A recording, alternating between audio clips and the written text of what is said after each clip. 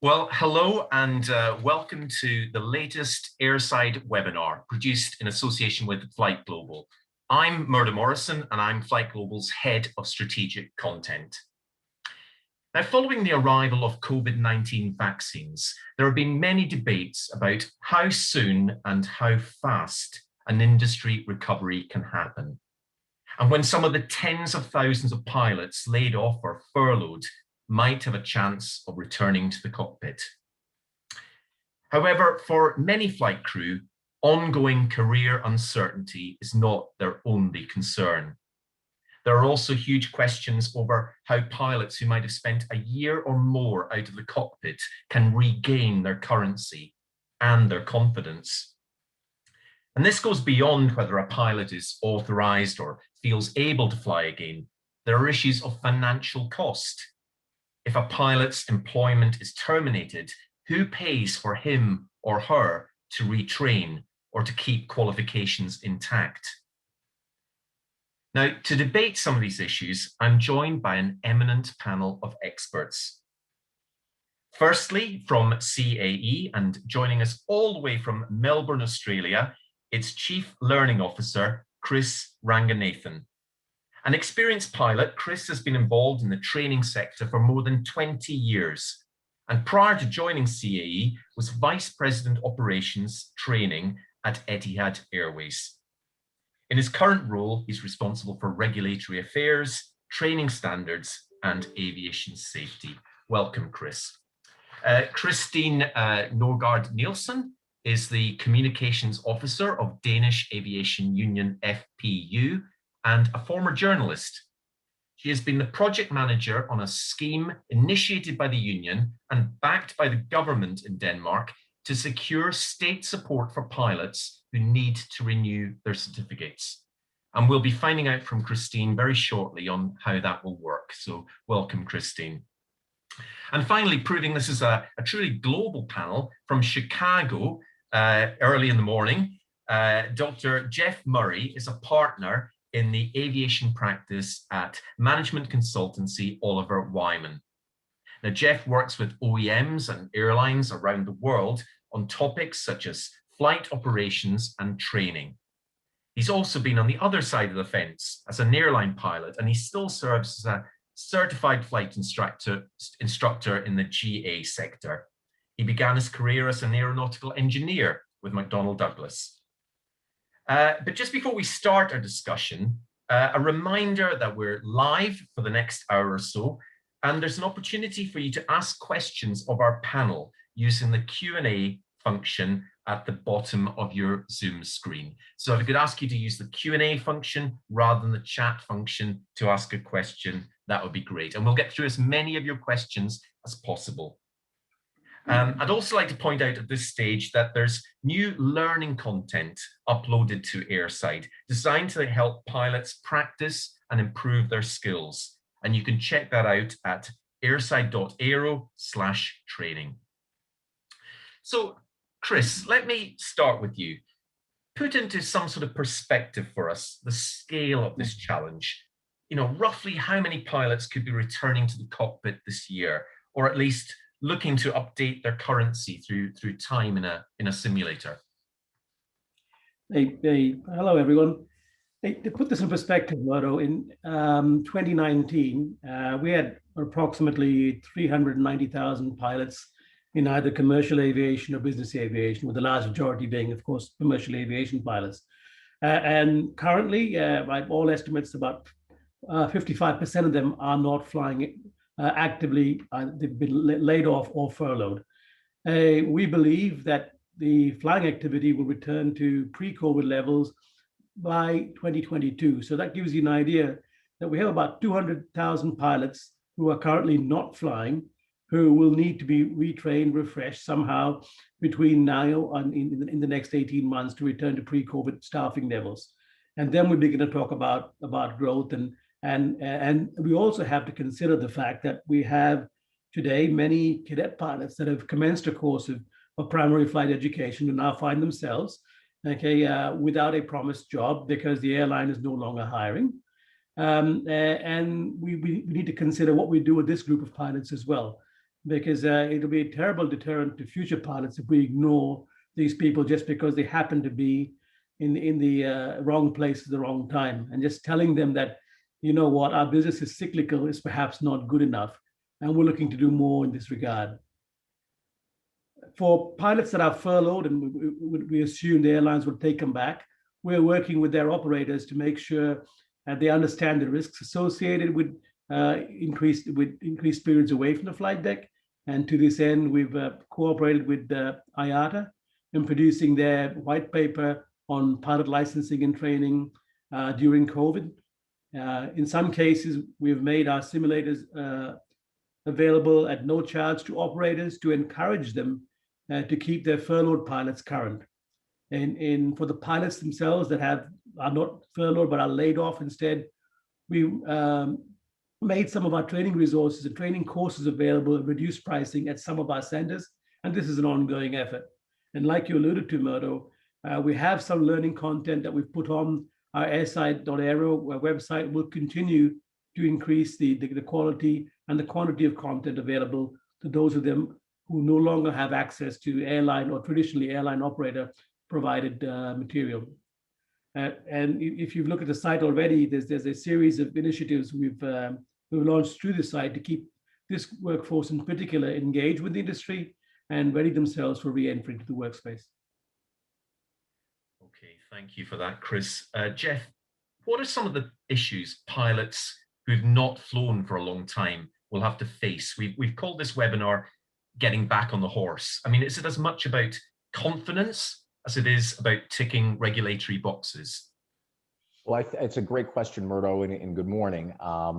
I think both boxes have to be checked. And as Chris knows, as a former pilot, as I know as a former pilot, there's the regulatory box checking, but there's also just the comfort level of getting back on the flight deck. And as a former pilot, and as one who used to actually give up a lot of their flying to do some other things, even after a week or two, I would head to the airport, and a lot of my colleagues who were in a similar situation, who hadn't flown for a week or two, would get out to the airport, a good hour or two early, just get on the flight deck, recall your flows, your limitations, your call outs, and that kind of thing. So there's really two hurdles. So the first one is regulatory. Have I ticked all the boxes? Have I satisfied my compulsory exams and that kind of thing? And then there's just the comfort level of getting back on the flight deck. And as Chris mentioned, there are so many avenues for, furloughed, or a term that we're using now, underemployed pilots, because particularly in North America, many of the airlines have adopted schemes whereby pilots are flying a part-time schedule. I mean, 15 or 20 hours a month.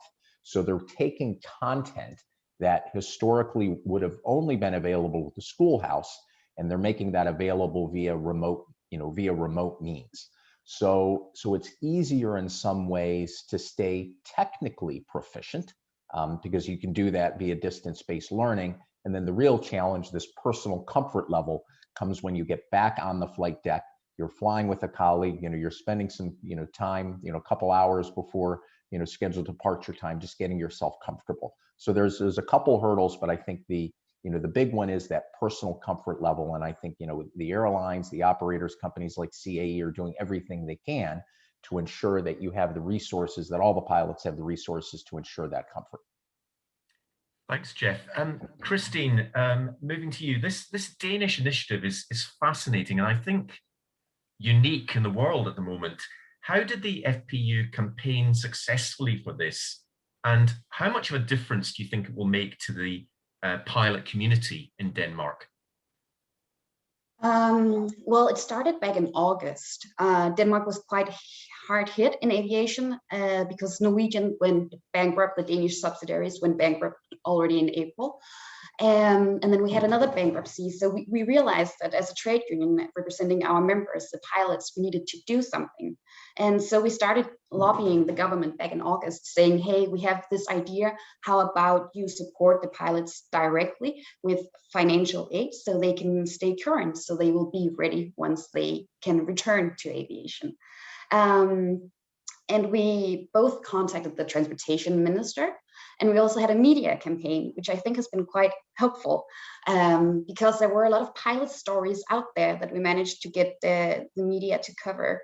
Like a young husband and a wife, both pilots, both lost their jobs in the bankruptcies.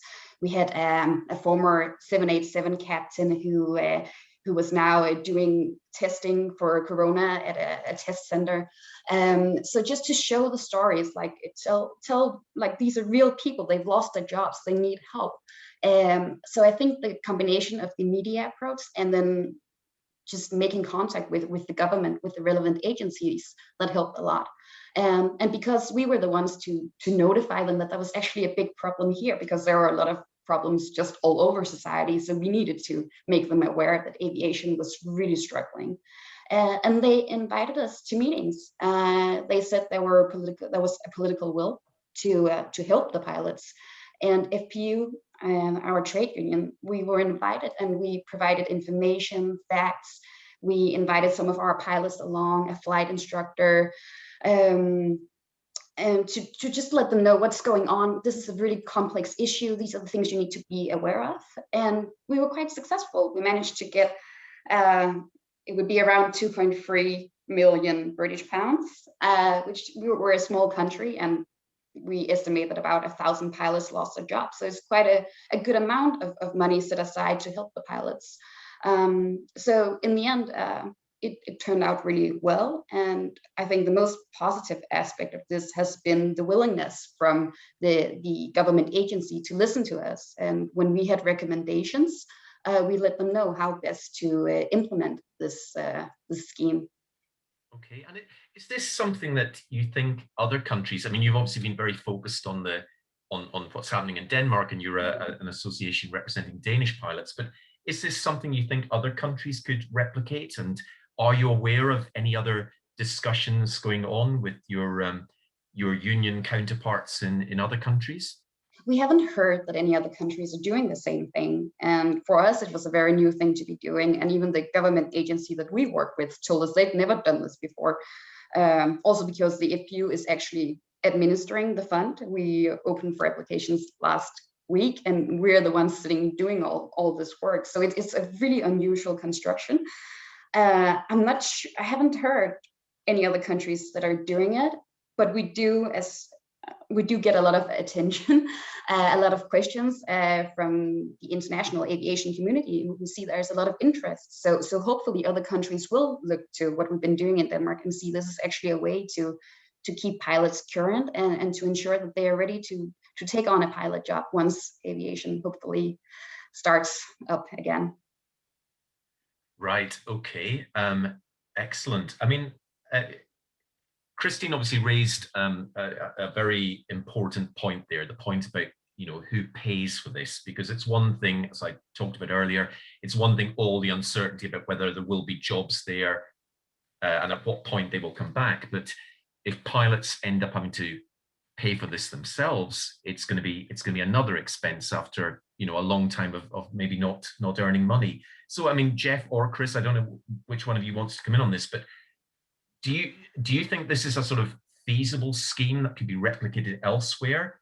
Do you sense that airlines will have an appetite to pay for their pilots to be retrained? And I guess there will be pilots as well who are looking to get back in the jobs market, who maybe haven't, maybe been laid off from an employer. Will they have to pay for this training themselves? Could I go first, Jeff? Absolutely, Chris, take it away. Yeah, no. So, firstly, I mean, the program Christine described is commendable, right? That's really, really forward thinking. But I think to be pragmatic, I think that action is going to be a minority action in terms of what we can expect to see from governments around the world. That's just the way it is, I believe, because all industries affected by it, and we're affected significantly, of course. But if we were in government, you're trying to deal with more than one just industry group. So I think pragmatically, I cannot see governments extending that level of monetary support to help pilots remain current, and that's not pragmatic. Having said that, I mean, for an airline, absolutely. I mean, if you want to safely restart operations, it's very much the onus on the operator to ensure the people you hire are then sufficiently reskilled and to get back to a point you and Jeff spoke about earlier, are sufficiently confident to begin to restart operations. And I expect it with the airline that funds the refresher training. Unfortunately, I also believe there will be some airlines that seek to take advantage of the situation and prioritize pilots that have remained current at their own expense. But like we've known in the past, I mean, selecting people just because you're able to afford training in the first place does not necessarily guarantee you get the right person. So I really hope that the airlines, and as the government does, the airlines understand it is their responsibility as well, if we want to safe restart to operations, to assume there will have to be some cost in retraining pilots. I think to add on that, I mean, in North America and in the US particular, we've had the CARES Act, which has, CARES 1 and CARES 2, which is effectively guaranteed airline employment. And the very creative approach that I think the airlines and the unions have adopted here, and I referenced it earlier, is, frankly, pilots flying less because there's simply not enough flying to go around. So not every pilot can fly 70 or 80 hours a month. So what some of the airlines have adopted in conjunction with their labor unions are programs whereby a pilot on a voluntary basis will fly 20 or 30 hours a month. So what that ensures, and Murdo, it's to the question you asked before, it ensures, call it regulatory and technical proficiency, because I'm doing my 3 takeoffs and 3 landings every 90 days and that kind of thing. But it isn't guaranteeing the level of comfort, at a crew member level that we were speaking about earlier. But I think governments and labor unions and the airlines have adopted some very creative approaches, because this one is is without question the predominant approach in North America, rather than what we've seen historically, where there have just been straight furloughs, and the furloughs are a percentage of the extent to which passenger traffic is decreased. Historically, if passenger traffic decreased 20 or 30%, 20 or 30% of the pilots were furloughed. And the scheme that we're operating in now is very, very different, whereby pilots are flying less, maintaining that technical currency, and the airlines and unions will work collaboratively to ensure when traffic returns, those pilots are able to go from 20 hours to 30 back to 60 or 70 hours per month. Okay, great. Christy, I just want to come back on some of the technicalities of the scheme, because it's very interesting. Just confirm for me, is the scheme open to Danish citizens or to any citizens who are working for a Danish airline? And what has the take-up been? When has this actually started yet? And when do you expect this to really be sort of hitting its peak? Right. So it's open to pilots who are residents in Denmark, and it's open to pilots who have worked for a Danish company. And this is a technical thing because of EU rules, but in practice, it means that we have a lot of applicants from Sweden, for example, because they work for Norwegian or for Scandinavian Airlines in Copenhagen. So that's sort of the scope in terms of who can apply. Right now, we opened last week and we are receiving a lot of applications. And this is definitely what we expect to be the peak period, because we made sure when we advised the government agency on how to set out this scheme that they would include people who have already paid for their certificate renewal. So it wouldn't just be something that opens in the beginning of February and then everybody who has to renew their certificate from the beginning in February and onwards, they would be included, but actually that we would include people because some had to renew the certificate back in April, May. So all of those people, they are included and can apply retroactively, which means that since we've only been open for a week, that we are receiving a lot of applications at the moment. And we expect like in the next 12 months that we will receive about 1,300 applications. But of course, everything is dependent on how aviation and the world in general, how it's going to develop the following months, because we have hopes that Norwegian is going to survive and that some pilots will get re-employed by Norwegian. And when you are under employment, you cannot apply to this scheme, even if you're only working like 20 or 30 hours per week. You have to have no job as a pilot in order to get this help. So a lot depends on what's going to happen in the coming months, but about 1,300 pilots. So just to clarify, it wouldn't, for example, count a Danish pilot, a Danish citizen who'd been flying for, I don't know, Lufthansa or a Middle East airline. It wouldn't. They have to be flying for a Danish registered company. No, they if they're residents in Denmark, they would have paid Danish taxes, and if they lost their job after March 11th, 2020, which is sort of when Denmark shut down, basically, then they will be included in the fund. So yeah, like there will be people who worked, I don't know, in Qatar, in Vietnam, in Germany, in Spain. They will be able to apply if they're residents in Denmark, and you don't have to be a Danish citizen. And this is due to EU rules about the free movement. So yeah, they can apply. And then if you're not a resident in Denmark, then you can apply if your last pilot employment was in Denmark for a Danish airline. Fascinating scheme. I just want to move on to something else. Again, Chris and or Jeff, we've obviously seen a lot of speculation about how the industry might reshape when recovery comes, and how short haul, how leisure might come back a lot quicker than long haul and the business markets. And obviously this has an effect on the type of fleet that we might see out there. We've seen a lot of A380s and 747s and older 777s retired probably for good. So what this could mean is a lot of wide body pilots having to retrain as narrow body pilots. So an A380 pilot having to retrain as a 737 pilot. What sort of impact do you think this will have on the market and on the training market as we sort of move towards recovery? Chris, I'm happy to take an initial crack at that, or? Good, yeah, go ahead. Go ahead. Perfect. So we Oliver Wyman published a fleet forecast, and Murdo, that's a great question.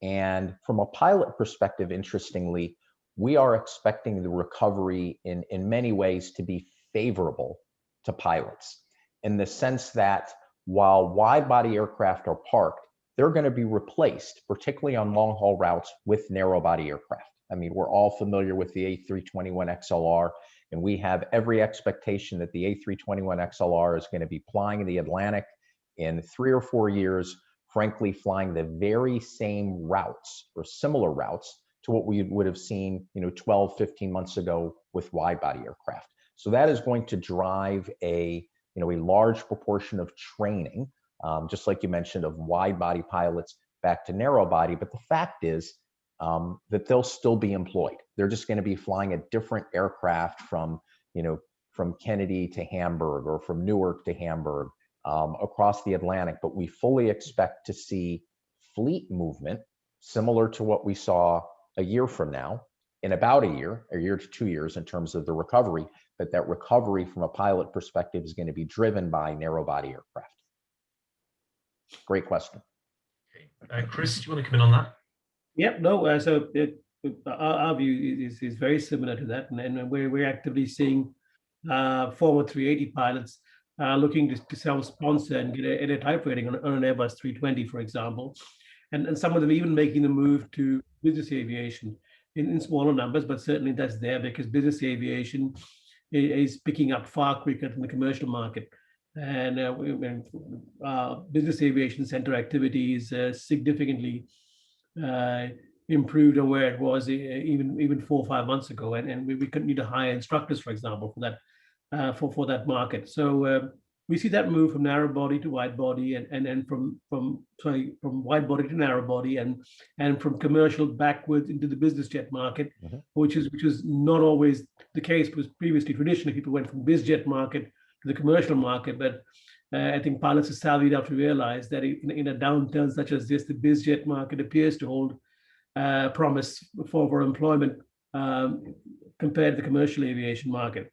And also, we know there are geographical differences in where this move from wide body to narrow body happens, depending on union agreements or agreements between airline management and union. Because in unionized environments, you traditionally have a need, negotiated need for pilots to move within the airline from one aircraft type to another, whereas in a non-union environment, and in some cases, we've seen movement where it's been opportunistic, where pilots have been cut no matter what fleet they've been on, and then there has been no movement from a wide body to narrow body. So it is a mix, but certainly the general trend is exactly as Jeff says.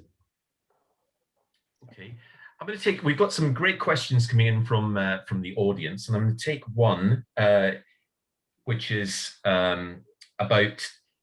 specifically about captains. I'm assuming this member of the audience is a captain.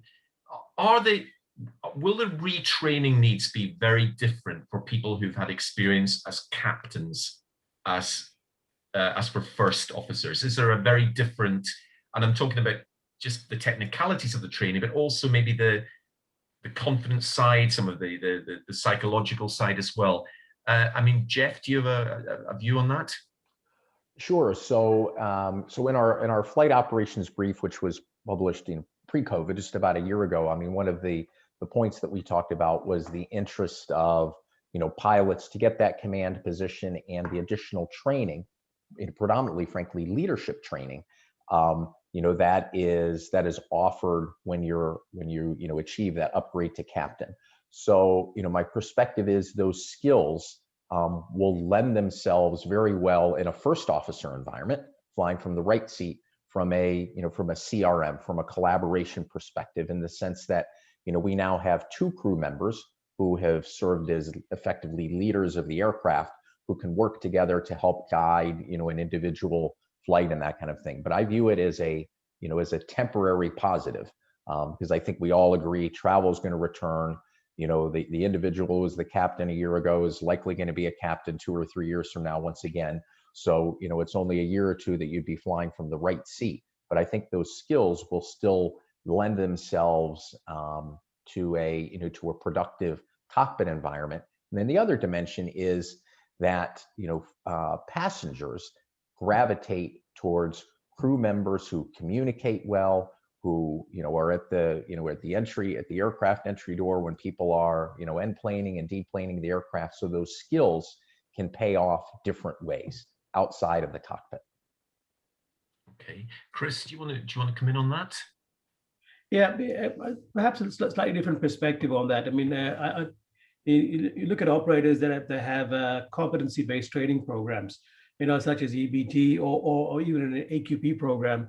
There is a significant amount of data that these operators have collected on crew competency by rank, by demographic, in the last 3 or 4 years, right, at least.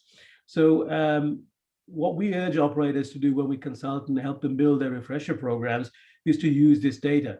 In other words, don't just think about the rank of the person coming back. Look at their training history, look at the training history of the demographic, and look to blend training that is specific for a role, for an aircraft type, with training for a demographic, and then and consider the individual learning history, because the data is available for many of these operators today. And the guidance in the regulation is less set, if you like, on how to harvest this data and take advantage of it. So I think there is opportunity for us to tailor these training programs depending on whether we're talking about an experienced captain coming back after an extended period of time, or a young first officer who spent his first year and then have been away for 2 years and coming back in again. And I think to assume that one size fits all would be a mistake. Yeah, and sort of on a related question to that, will training fundamentally have to change as a result of this crisis, with so many pilots having been out of work for so long? Will there have to be a fundamental rethink in the whole approach to how training is carried out in simulators? Chris, do you want to come in on that one? Yeah, sure. Yeah, so frankly, the regulations never envisage a situation where both pilots on the flight deck, their cabin crew and their ground crew were all coming back at about the same time for an extended absence. We made assumptions in drafting regulation that there was some level of currency and expertise available in the aviation support subsystem, which is not the case today. However, the savior, if you like, is not more regulation, I do not believe, but instead implementation of active safety management systems. Because if you have a well-functioning safety management system, these are threats to your operation and resultant risks that you should consider, okay, and document mitigating plans for this.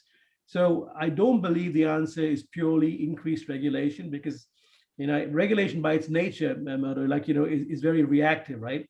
And if we never saw this pandemic coming, we'd never see the next one coming. We need a system in place that is predictive, it's proactive, and I believe our best hope is the active implementation of a safety management system in its true sense.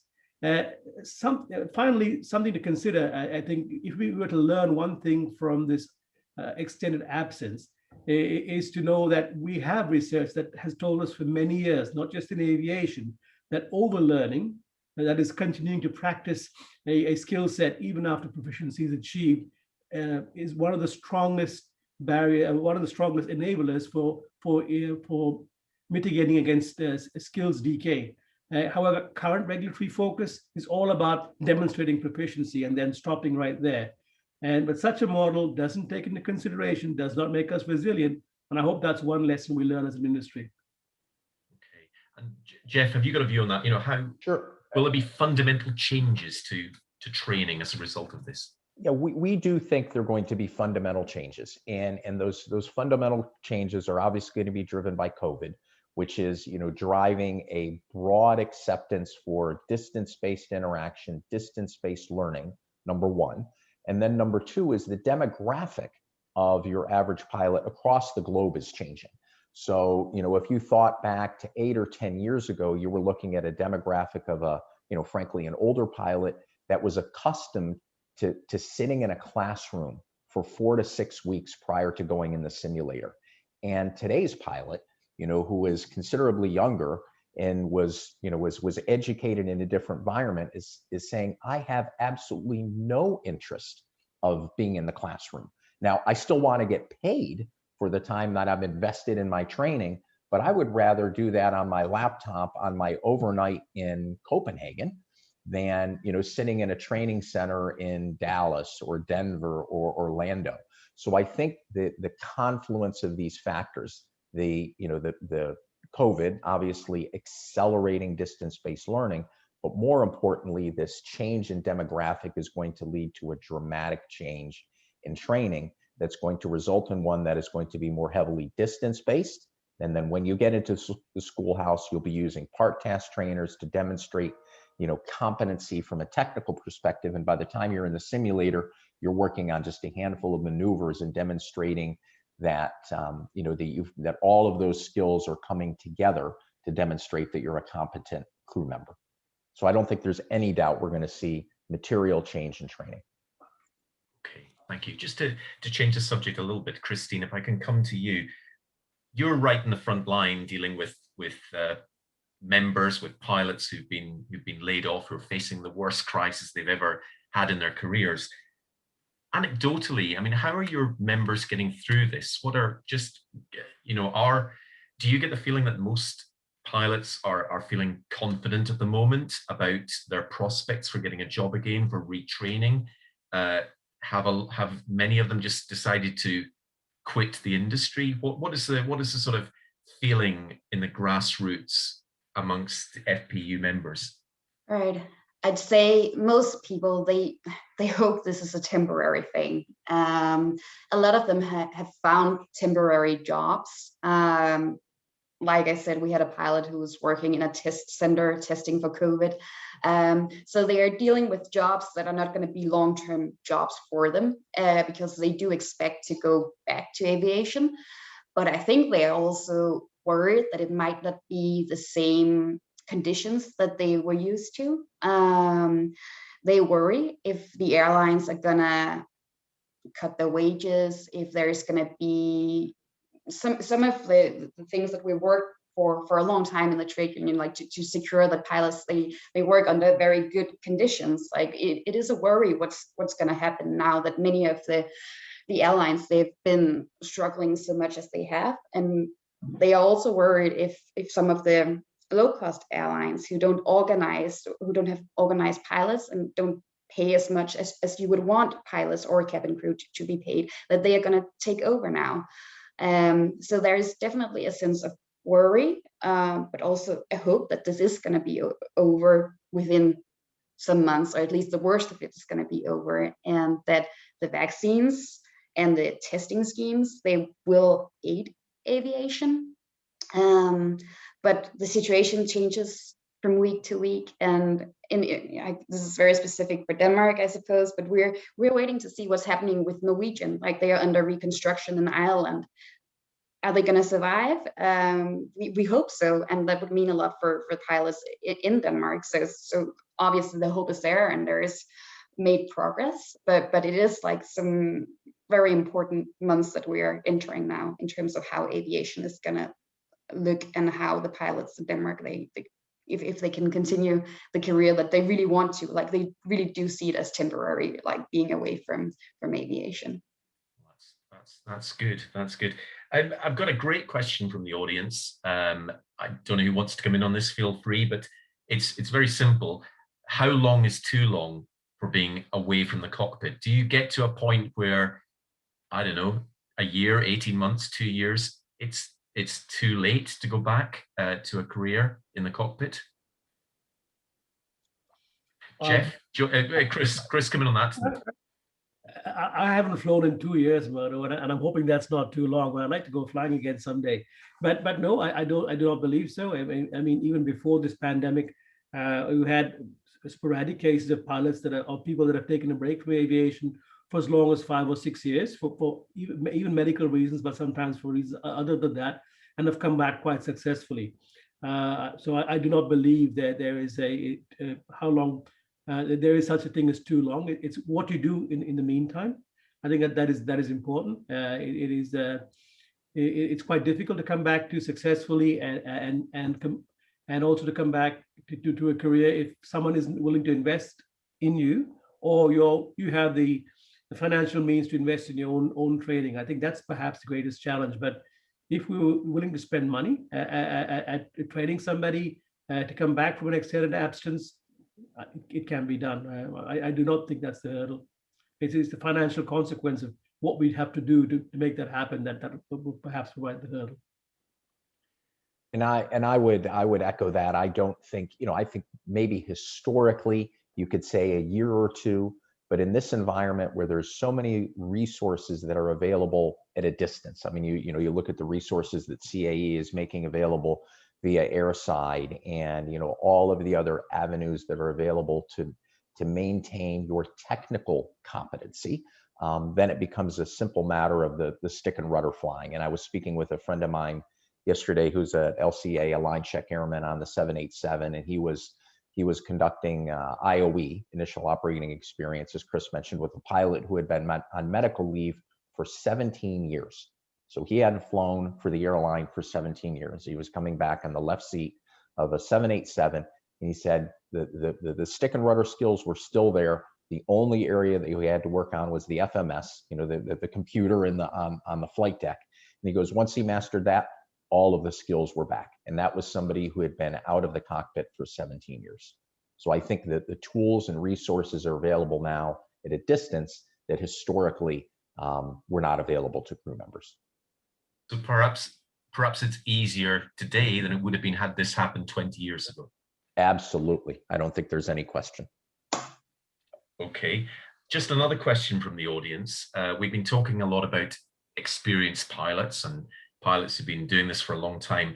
What about new pilots? What about pilots who just started in their careers? They've maybe been flying for 6 months or a year, or maybe not even got that first-time job. So in a way, they're almost the unluckiest generation, the ones that have qualified, invested a lot in training, and have landed right at the start or the middle of this pandemic with no jobs out there. What would your advice be? Chris, as a representative of CAE, what would your advice be to newly qualified pilots who have yet to get their first job, in terms of keeping that currency, particularly keeping their training qualifications and so on? You're right. They're perhaps the worst affected by this. Unfortunately, in our industry, and I don't want to sound glib, this has happened previously. Depending on where you were after 9/11 or events such as that, we've had people in exactly the same situation previously, and the doom and gloom has eventually been overcome. Many of the stories you hear of people that were in this position that these young people find themselves in today, the success stories revolve around being resilient, but easier said than done, but then staying in the environment, doing whatever it takes, to doing whatever job is necessary to stay in the aviation environment, working as a dispatcher in a flight school. We had great stories in our this Airside webinar of people cleaning exec jets, just hanging around the aviation scene, doing what it takes to stay there, wait for the opportunity to stay immersed in that environment. The market will come back. The jobs will come back. I mean, I know there's been a lot of let's say surprise at the CAE forecast, where we forecasted a rebound in the market and a need for new pilots. And I understand completely. It's very, very difficult to see if you've just been laid off, and with no end in sight. And 2 years is perhaps a long time to wait. But we stand by it. We believe that our industry will come back. In some parts of the world, we've already seen it come back. You look at Indigo in India, for example. They'll be back at near full capacity before the year end. And who could have said that 6 months ago? You would never have said that 6 months ago. But that was part of the recovery forecast, and it will be not uniform across the globe. It will happen in some regions faster than the other, and some market segments faster than the other. But it will come back. And I think for the young pilot and person that's thinking of doing a training course, I encourage you to stay in the business. Do whatever it takes to stay current, to stay refreshed, and don't underestimate the importance of using even low fidelity simulation. I mean, I look at today what's available in terms of Microsoft Flight Sim, right? It used to be thought of as a gamer's paradise, people that dreamt of flying but never could fly. But we've done some research, and a lot of people done good research on what we call mid-fidelity simulation and how that could be used to keep the cognitive skills going. So you don't have to invest a lot of money in redoing a license. Of course, if you can, go fly. But if you can't, there are the whole world of online tools available to stay current, stay refreshed. Christine, if I could come to you with FPU members who haven't maybe got so much experience, what can your union do to support them, at least mentally and in terms of their confidence, if not financially? Well, I can actually say that newly trained pilots, they are included in this fund, so they can also apply to it to stay current, even though they haven't had an employment before. So there is actually some financial help for those pilots, and that was also, I think, one of the aspects of us working so closely with the government on creating this scheme and implementing this scheme, is that we said these pilots are also in trouble because they haven't even gotten the experience yet, and we need to find a way to also help them. So yeah, just another advantage of like working so closely together with the government agency. They are included. Right, excellent. Okay, no, that's good. That's good to know. Jeff, I mean, we've had a question come in on this really, and it brings us into this whole question that Chris talked about there about Microsoft or packages or other forms of remote training. I mean, are there ways that pilots can stay in touch, can keep their skills up without necessarily having to sit in an expensive simulator? What are some of the things they could be doing? I think there are so many resources that are available now, and I know, Christine amongst the three of us is probably the individual who's most aware of them. But as a former union member, as a furloughed union member, I can speak to the outreach that the Airline Pilots Association is doing in North America to keep pilots connected. And there are just so many avenues available to flight crews to stay connected with their former leadership teams, if they're furloughed, or the status we're using is underemployed, that kind of thing. I mean, there are resources to help do technical training. I mean, the lower fidelity or mid fidelity training that Chris was talking about. I mean, these are all developments in the past decade or two. And to the earlier question, we're publishing a similar forecast to CAE that is predicting a pilot shortage literally 18 months from now. And some of the folks that we work with in the industry, in the airline industry, are referring to this as the next golden age, because they're thinking if you're a pilot who's 21 or 22 years old, getting ready to get the ATP, you're looking at an environment where in North America, I mean, 15 to 20% of the seniority-less pilots have taken early retirement. So boom, they're not on the seniority list anymore. And I mean, the growth that is going to be there, and we need to think of it fleet specific. We talked earlier about narrow body, wide body. The pilot jobs will be there. It seems counterintuitive now because we're just in an ugly scenario, but the scenario is going to pass. And resilience, as Chris mentioned, is going to pay huge dividends, because 2 to 3 years from now we'll be in a very different environment. Well, we certainly hope so. I mean, that's a great note of confidence. I mean, I'm going to come to another audience question actually, and this is something that you've all touched on, but it's from Savash Ushkent. I hope I pronounced that correctly. He says, flying an airplane is like riding a bike. So you once you know how to do it, you never forget.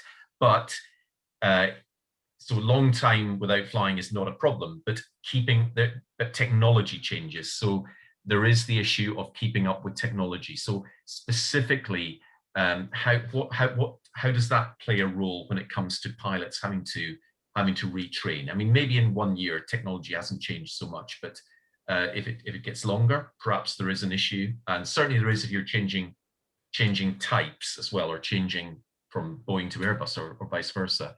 Chris, do you have a view on that? Yeah, I think the last part first, when changing technology, changing philosophy is a significant hurdle, right? Because especially, in fact, counterintuitively, perhaps more so for the experienced part than for the inexperienced part, because we tend to revert under pressure to a previous learning or the law of primacy. So that is something we need to overcome. But if you consider technology changes that are on the horizon in the commercial aviation world between now and, let's say, 3 years from now, you might see an increase in the preponderance in the use of CPDLC, for example, for data communications as opposed to voice communications. That is certainly that. You see changes in regulation around, for example, runway surface contamination reporting, and those sorts of changes going on in the world. So there are changes happening in our environment, but all these changes have also slowed down as manufacturers and regulators understand that now is perhaps not the time to introduce new requirements or new technology, because the large majority of people are just coping with staying current in what we have today. So I don't believe in this given pandemic that is a relevant issue. Okay, Jeff, do you want to come in on that one? I would just endorse Chris's position. I think that we're not going to see over the next few years a dramatic evolution in technology. And then I think the other point, which we've mentioned several times, is a lot of the technical based training is available via distance-based methods. So how to program the box, understanding limitations, how all those work together technically on the flight deck. A lot of that is now available in a remote environment, such that you can demonstrate a level of technical proficiency before you even step in the simulator. Okay, I'm going to try and get a couple more audience questions in before we come to the end. We've sort of touched on this earlier, but I'll take this question again, and it's from from one of our audience members.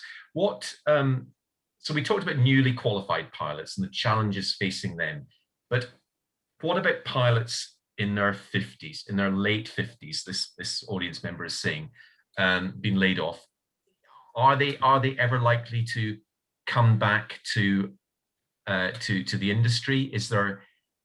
Would there be a point in them even hanging their hopes on coming back? Should they retrain? What are your thoughts on that? So pilots at the other end of their career, perhaps from the ones that we talked about earlier, newly qualified. Jeff, do you have a thought Sure, on that? I'm happy to take a crack at that. So we talked earlier about the stability that we've seen in business aviation, and frankly, COVID has in many ways served as a buffer around business aviation, and there's a whole new market that is considering business aviation or private aviation that historically hadn't done that. To come back to the point of a pilot in their 50s, our perspective is there's going to be a lot of opportunities in that space, corporate aviation, moving forward. And more particularly, as the industry grows, we're going to see, frankly, a younger demographic of pilots that are going into regionals who are going to go to mainline carriers. And that's going to leave opportunities at these regional carriers. So, if I was a 50-something-year-old pilot, and I would be, thinking about opportunities at the regionals. And, once you reach the mandatory retirement age of 65 in North America, it's 60, 58, it varies around the globe. I think there's going to be opportunities beyond that in corporate aviation. So I think, that there's going to be, tremendous opportunities. And I know, by the way, that the study that CAE put together, endorses this because it talks about this growth and it talks about this pilot shortage. I think there may not be a linear career saying, okay, I can go to one carrier and stay there until I'm can no longer hold a medical. But I think there's going to be, for the resilient creative pilot, lots of opportunities moving forward, particularly starting 12 to 18 months from now. Okay, Christine, from your point of view at the FPU, what is the advice that you were giving maybe to some of your older pilots? Do you sense that a lot of them are thinking there's no point in me coming back into the industry, or are they still reasonably optimistic? We do hear that worry, but I would also say that they are reasonably optimistic that the aviation is going to pick up again. There is going to be a pilot shortage, and the experience that they have will be valuable for companies. You can also say, like, a lot of the pilots, we're maybe thinking, at least with this fund, that a lot of pilots who've flown, for example, 787, well, they might have an older certificate for a 737. So, and this fund is open, like, if they want to renew the older certificate, then that's fine. So they would also be able to expand what they can do, which jobs they can apply for with the help from this fund. So yeah, for sure, like, we will fight for all our members, also the ones who are 50 or older, because they do have a lot of valuable experience, and of course, like, we expect that there will be a need for that. Excellent. And we don't want to talk too much about individual airlines, but you spoke about Norwegian earlier, and of course they had a 787 fleet and a 737 fleet, and it looks like perhaps if they re-emerge, they will focus very much on that short-haul fleet rather than the wide bodies. Chris, do you have a view on what your advice would be to perhaps to older pilots in their late 50s, early 60s that are maybe looking to come back into the industry and retrain? What would your advice specifically be to them? Yeah, I can understand why people who have had the opportunity, for example, in North America, to take early retirement when they were a few years away from retirement, took that opportunity now. That's completely understandable. And for many of the pilots who have been flying 30 odd years, you do get tired. And you don't realize how tired you are until you stop for a while. And I can understand why this break has given many of the pilots who are towards the end of their career a chance to reflect and ask themselves, if I can do so, should I not hang up my boots now just because I'm tired and try and do something else? So that So let's assume that category of pilot is not going to come back into the industry actively flying the line in the middle of the night anymore. But who is going to train the next generation of pilot? The quality and quantity of instructors available to teach both at primary flight locations in particular, and even at the airline level for type rating training has always been an issue, where people have seen these jobs traditionally as being a stepping stone to getting a real job, to paraphrase, in flying the airline. But perhaps this time around, we'll begin to see the reverse in larger numbers. And I know from our own website and our recruiting efforts, we're seeing this in many people that are upside of 55 who are saying, I want to become an instructor now. I wish I had done this earlier.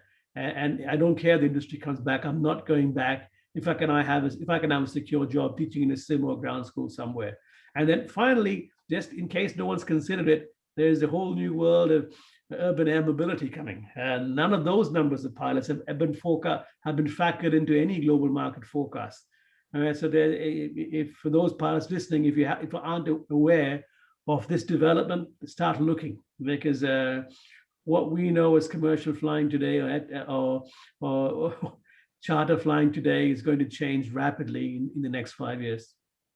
That would be quite a change, going from a 747 or an A380 to a little 4-seat urban air mobility craft. But everything's possible. We've just got 2 or 3 minutes left, so I'm going to come to everyone really quickly for a sort of final summing up. So we've got an audience here of mostly of pilots, many of whom will have been furloughed or facing an uncertain future.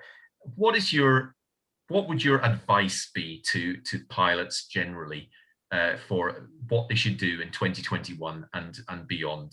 Jeff, do you want to start with that? Sure. I think the word, and I know it's a word that pilots hear all the time, is perseverance. And it's persevering, it's staying connected. I mean, I've seen all the chats and discussions that have gone on during the course of this webinar, and I think that's inspiring. I think there's a lot of energy associated with the flight operations, the pilot profession, and I think that perseverance is going to pay off. I think we're halfway through the challenges of this pandemic. We're already seeing some airlines that have started to recall pilots, that are preparing to hire. And as I mentioned earlier, I know several pilots and professionals, endorse this. We're entering another golden age of aviation for pilots, because we're going to see so much growth and so many retirements. I mean, it's a remarkable opportunity for the young pilot. Excellent. Christine, from the FPU's point of view, very quickly, what would your advice be to your members and to pilots generally? Well, I think pilots generally, like, keep in touch with your trade union, reach out to them, see if they're doing anything, suggest initiatives. We have gotten so many valuable inputs from our members, and this fund has shown that it's actually possible to achieve something. So I definitely say in other countries, like, try to reach out, see what's being done, try to propose political suggestions, see, like, it might get through. Like, we didn't think this would get through in the beginning, but it did. So it is, and obviously Denmark we have a big safety net here, and we pay a lot of taxes, so that might be why it was possible, but we didn't think it was possible. So other trade unions might be able to replicate what we've done. Excellent, thank you. And Chris, very, very quickly, because we're right in our last minute or so, what's your advice to pilots? Hey, I think all the things Jeff and Christine said are eminent, but perhaps I could switch and say industry needs to take some responsibility too, right? We can't keep just telling pilots to be resilient and not doing our part. So for our part, I encourage ATOs and operators and regulators, okay, to invest in the future of our business. It's a wonderful industry. We need to put something in it to get something back. Excellent. Well, thank you. Well, on that note, our time is pretty much up. Thank you all for your questions, and apologies that we only got round to answering some of them. There's an opportunity to watch the webinar again and to continue the conversation at airside.aero/community. We'll be back soon with another Airside webinar. In the meantime, please join me in thanking Chris, Christine and Jeff for their time today and giving us lots to think about. and for being so optimistic, I think, about the prospects for the pilot community and the industry. So wherever you are in your career, good luck and safe travels. Goodbye.